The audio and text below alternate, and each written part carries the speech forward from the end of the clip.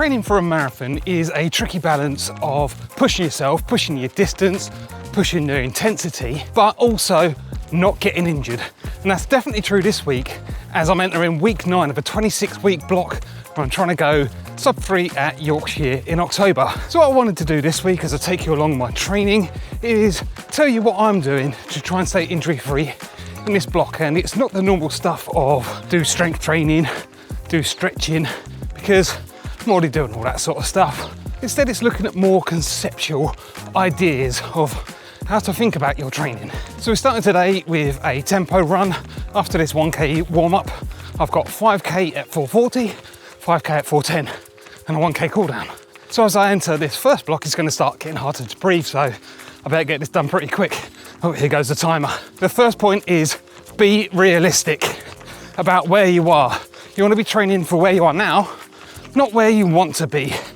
When you start a block, you've got these big goals, these big ambitions, and it's easy to get carried away, up the mileage too much, up the intensity too much.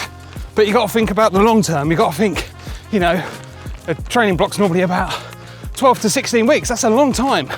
So take it slowly and trust in the plan.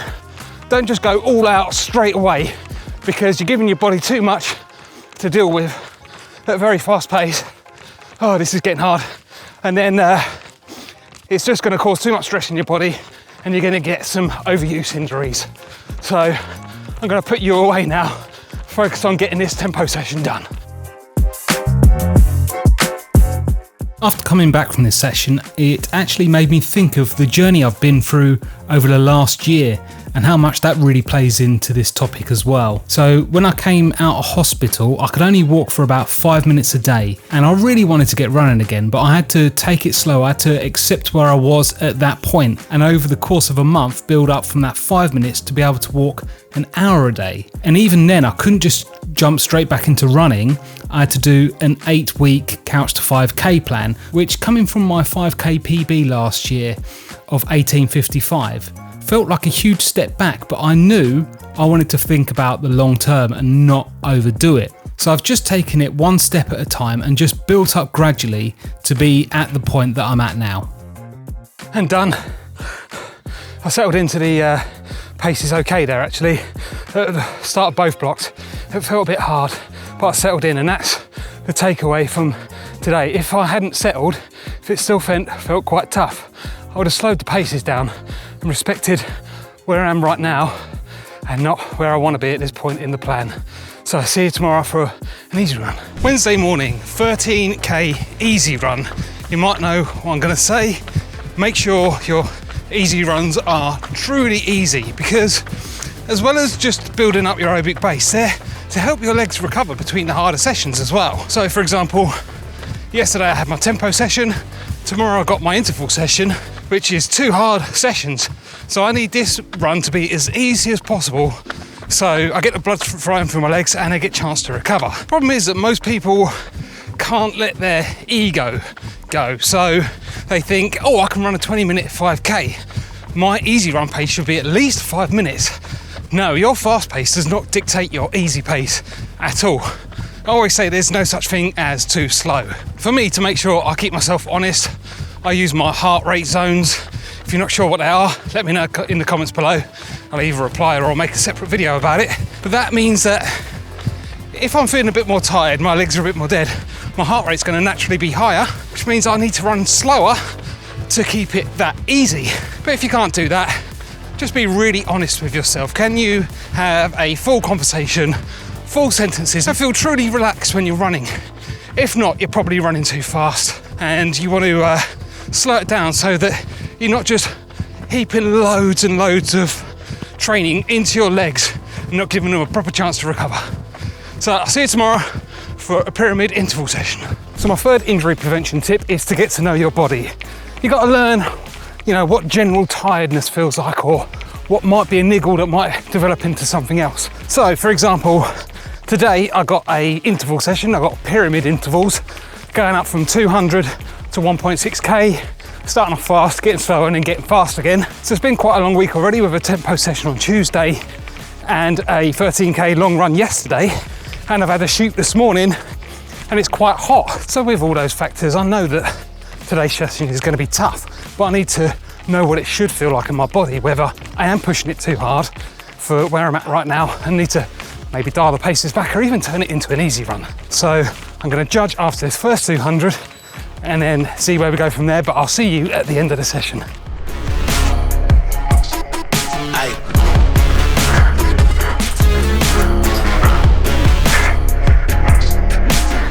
That was absolutely brutal, but perfect example of what I was talking about today, because at about the 1.6k top end mark, my legs felt like lead, just full of lactic acid, but my actual legs felt fine. So I knew if I just slowed it down a bit, keep my breathing under control, I'd be able to finish it and get a good quality workout in. So that's what I did. It was still hard. It was mostly a mental battle, my mind telling me to stop and just try and push through it. So I want to know in the comments, what do you do when your mind's telling you to stop on a run, but you still got work to do? What are your little tips and tricks? That's it for today.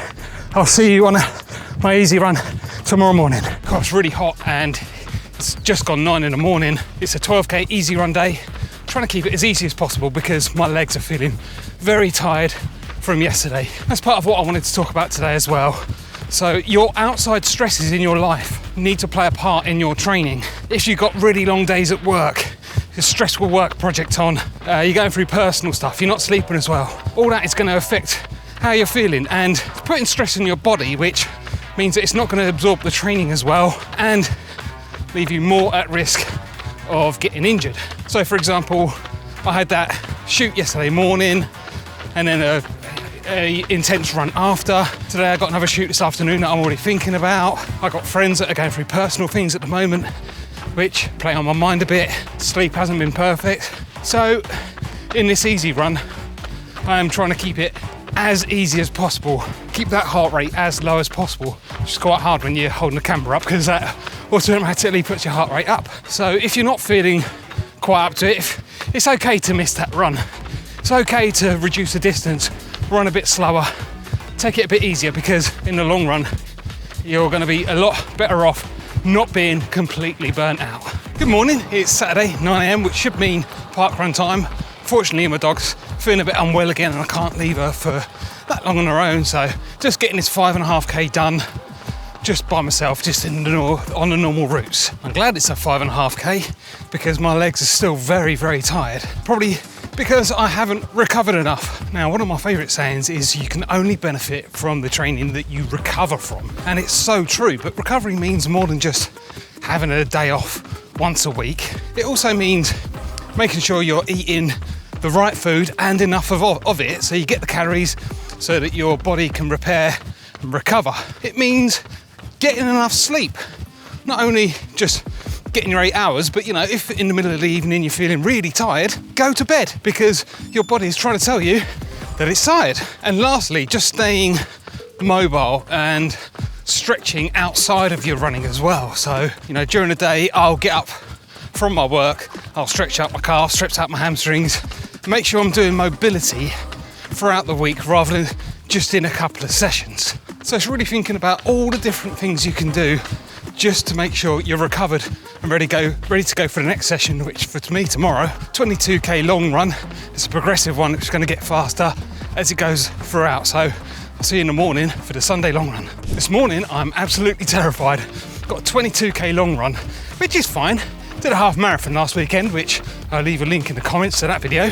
But it's a progressive run as well. 6k warm up, 5k at 4:35, 5k at 4:25, 5k at 4:05, which is the really scary one, and then 1k cool down. But it's an opportunity to practice all the things that I've been talking about in this video. See how my body's feeling, slow it down if I have to, and get the long run done. I take solace in the fact that I've built up to this point, and that's my sixth thing that I'm doing to prevent injuries, taking it slowly.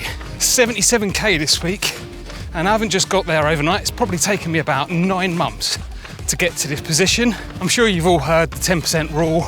Don't do more than 10% extra mileage from week to week. That's true of your long runs as well.